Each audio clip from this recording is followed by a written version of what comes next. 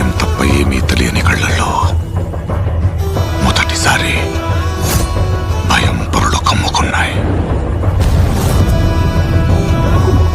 ఎవరు చేశారు ఇదంతా? సానా పెద్ద కథ సామి. రక్తంతో సంద్రమే ఇరుపెక్కిన కథ. మా దేవర కథ.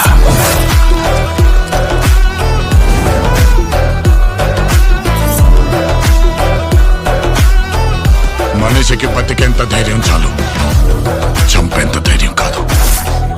కాదు కూడదు అని మీరు మళ్ళీ ఆ ధైర్యాన్ని కూడగలిగితే ఆ